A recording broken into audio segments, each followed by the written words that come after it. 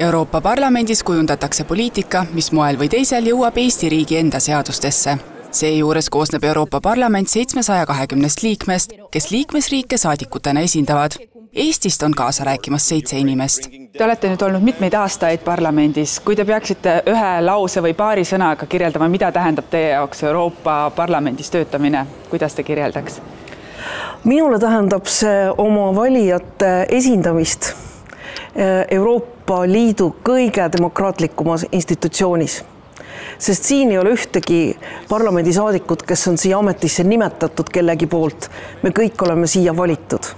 Nii et minu jaoks on Euroopa Parlament, Euroopa demokraatia, Euroopa vabaduse ja üldse kogu Euroopa põhiväärtuste, põhimõtete võib-olla selline kõige ehedam näide. Juba alates 1979. aastast valitakse parlamendi liikmeid üldistel ja otsestel valimistel 5 aasta pikkuseks perioodiks. 1951. aastal allkirjastatud esimese lepinguga loodi parlamentaarne assamblee, mis hiljem nimetati ümber Euroopa Parlamendiks. Algselt 6 liikmesriigist on tänaseks saanud 27. Aastaid on nüüd siin Europarlamendis kogunenud, kui te peaksite võtma paari sõna, iseloomustava sõnaga kokku, kui keegi küsiks teilt, et mida tähendab teie jaoks Euroopa Parlament, kuidas te seda kirjeldaks või ütleks? Üks suur rahvaste pööbel ja mind iga kord hämmastab, kuidas sellest arvamuste paljususest mingisugused konkreetsed asjad välja tulevad. Mõnikord paremad, mõnikord halvemad.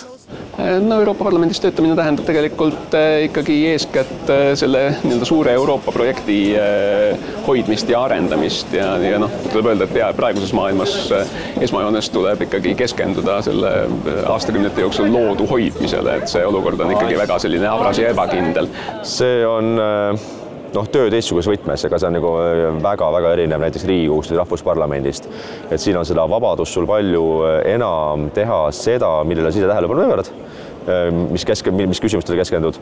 Et kui Riigikogus või Rahvusparlamendis on selline ikkagi pigem konveierliinil hääletamine, teemad tulevad ministeeriumidest laua peale ja põhimõtteliselt, et need päevakorrad meeldakse läbi niimoodi väga rangelt, siis siin need teemad kõiguvad seinast seina alates lillede kasvatamisest kuskil Hollandis kuni liblikate kaitsmiseni, põllumajandusküsimusteni, metsaküsimusteni, ookeanikalade päästmine, olukord Taiwanis ja siis lõpuks sõda Ukrainas.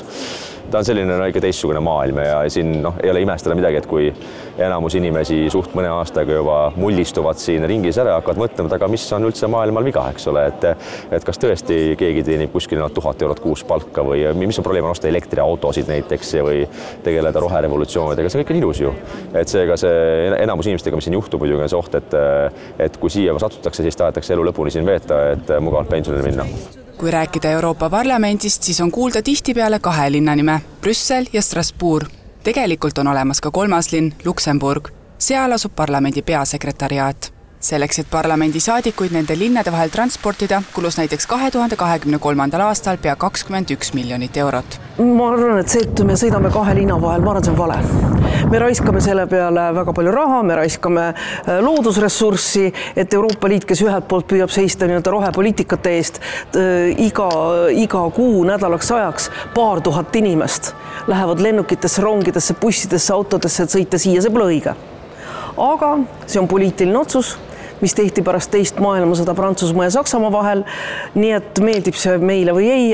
Muide, pea iga aasta arutatakse just seda teemat ka parlamendi siseselt ning viiakse läbi hääletusi, kas parlament võiks end koondada siiski vaid ühte linna. Need hääletused on aga juba algusest peale olnud võitlemine tuuleveskite vastu, sest Euroopa leppesse on sisse kirjutatud, et parlamendi kodu asub Strasbourgis. Ja kui nüüd 2 linna vahel valida, Strasbourg või Brüssel? Strasbourg linnana on kindlasti mõnusam, ilusam ja tegevus siin on ka rohkem kontsentreeritud, ehk et siin on see parlamendi töö iseloom palju rohkem näha ja ainuke miinus selle Strasbourg on, et siia Eestist ikkagi on väga raske saada. Ma isiklikult valiksin Strasbourgi, sest Strasbourg linnana on tunduvalt meeldivam, puhtam, Saksamaa on kohe siin üle jõe.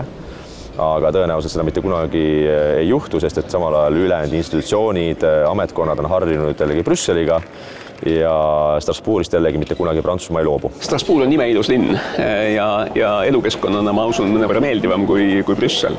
Aga kuna need teised Euroopa institutsioonid, kellega parlament peab igapäevaselt koos töötama, asuvad Brüsselis, siis ma arvan, et töökorralduse mõttes oleks mõistlik ka parlamendil asuda alaliselt Brüsselis.